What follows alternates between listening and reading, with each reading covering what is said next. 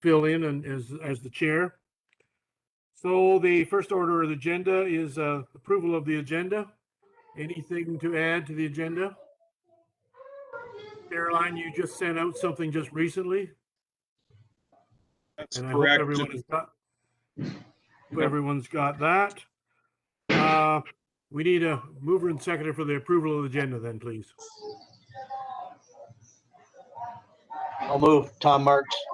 Marks, and I'll second it. all in favor? Carried. The minutes from April 27th. Any errors or omissions? Hearing none, mover and seconder for the minutes. And Take turns. I can move it. French Second. and Marks, all in favor? Carried. All right, we're going to move right on to construction items.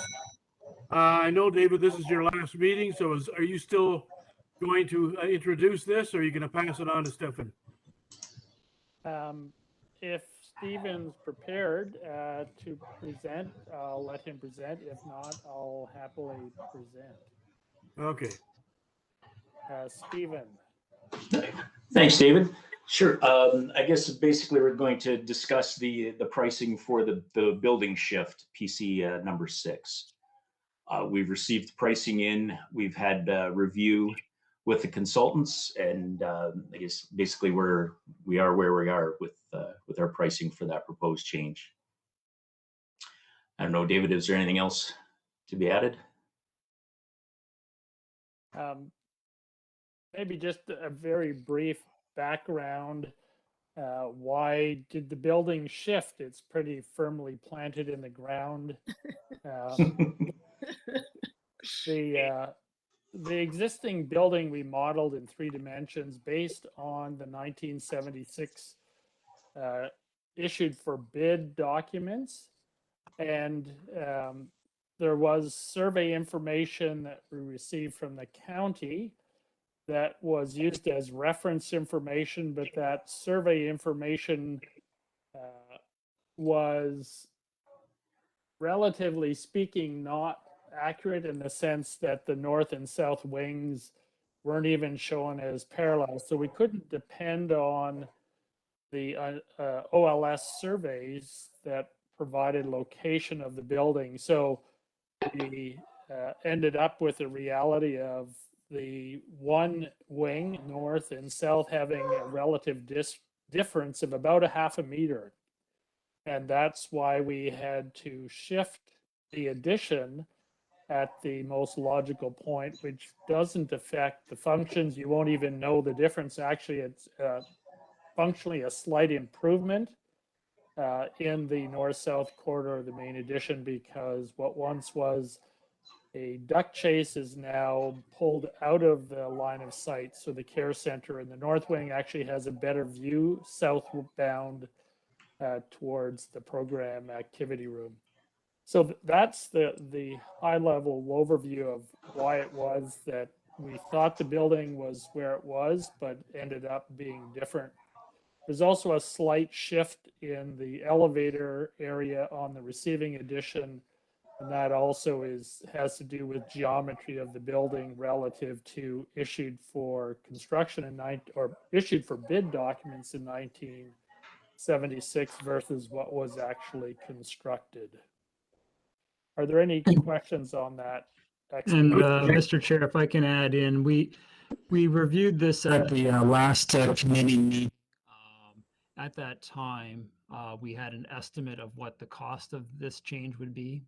It came in at $25,000 at the time was the estimate. Now that we've gone out and received the pricing, we're in at $45,000. Certainly, the escalations in the market and the supply shortages are causing us issues. I don't know if Daryl wants to add anything to that. Yes, I can. Primarily, unfortunately, due to our current market conditions and volatile, one of the driving factors in the price increase is, quite frankly, the sourcing of the structural steel with this particular change, and it's pushing that number and inflating it up. It's just an unfortunate reality of the situation we're currently in. Any other questions from the committee members? Okay, we'll move on to the north courtyard.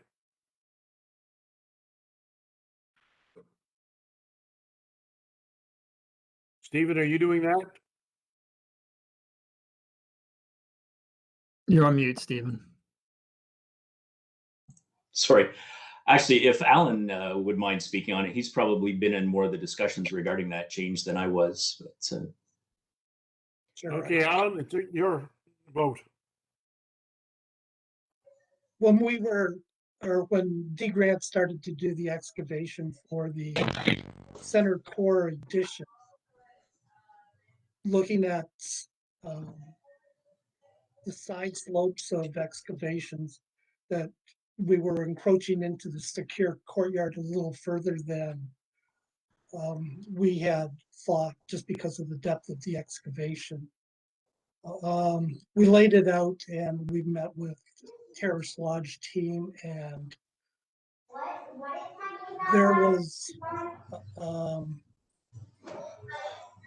part of the walkway was going to be impacted, so they didn't have a proper walking loop, for lack of a better description.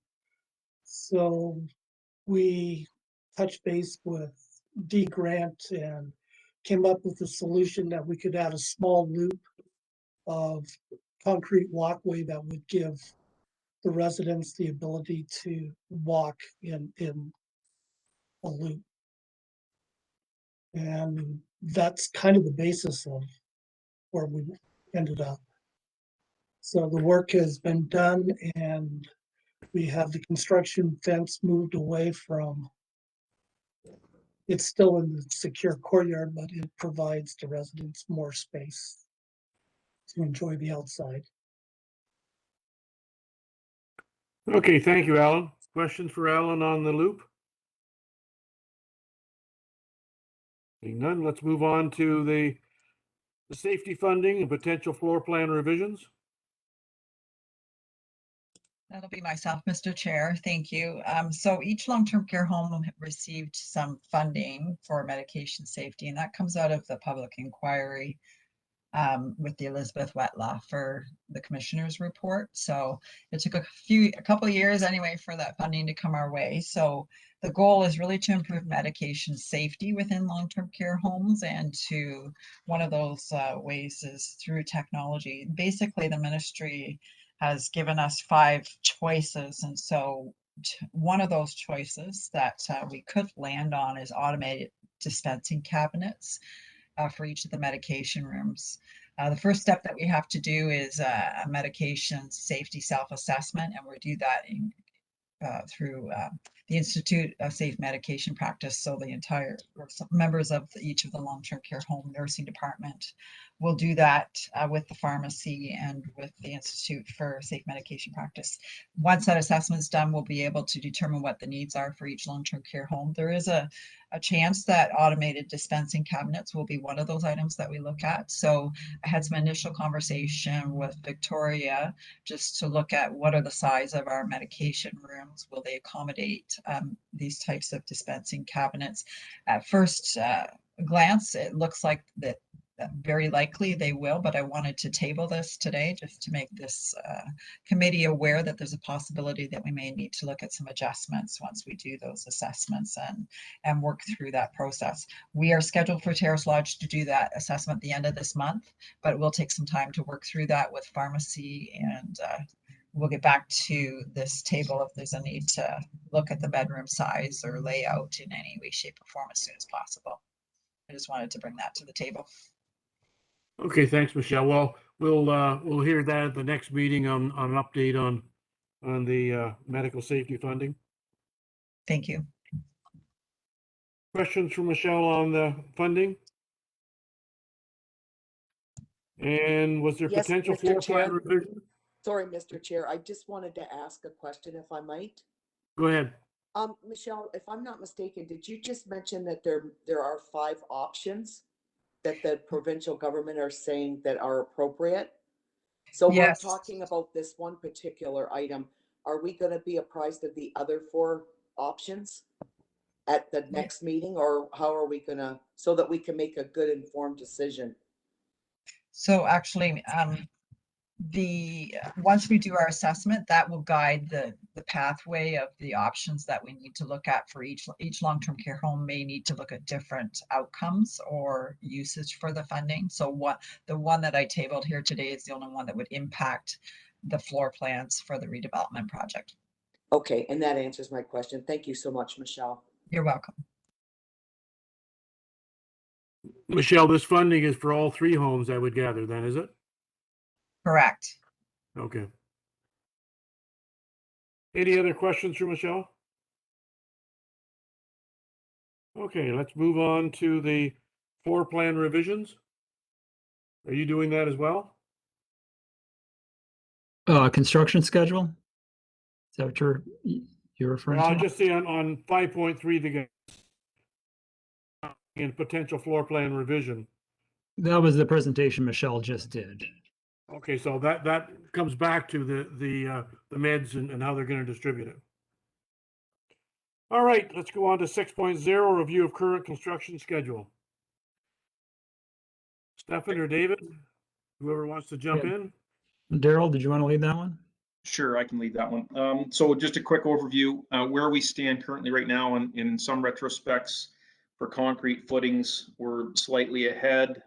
With respect to concrete walls, we're slightly behind. No concerns right there. With respect to the concrete foundations, the item that we do note that we're projecting the concern and which will impact the schedule, which will be the procurement of the revised structural steel detailing that is a result of the building shift change.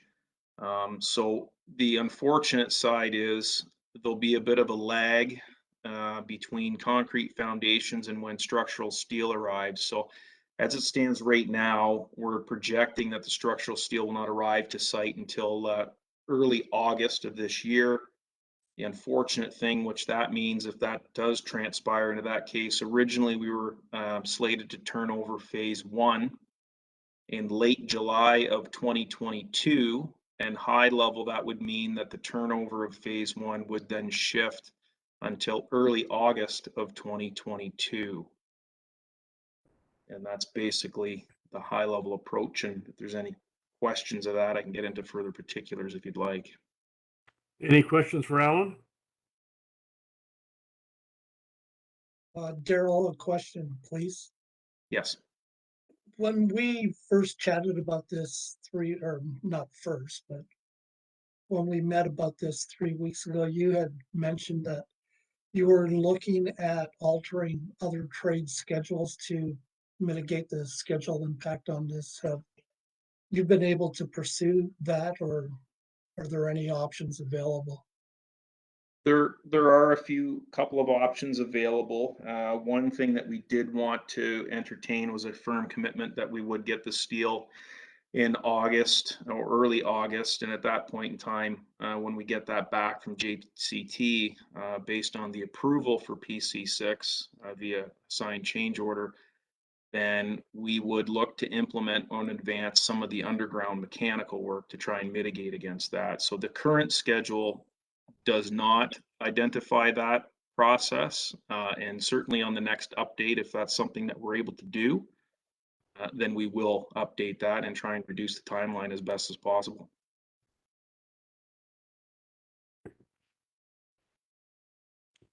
Okay, thank you. Questions in regard to schedule? Caroline sent another memo out in regard to sidewalks. Who's dealing with that one? That was the change notice that Alan took us through, Okay. for $3,800. All right. Going back to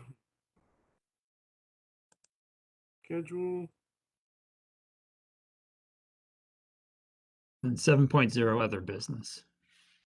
Other business. Anything? So I assume the next meeting is going to be the call of the chair. Yes, we'll continue to handle it the way we've been doing it. As issues arise, we will then call meetings to keep the committee informed of the changes as they're happening, if there's anything significant. Okay. Is there anything else before we adjourn? Quick meeting. Glad for the update. So mover and seconder for adjournment. French and Marks, all in favor?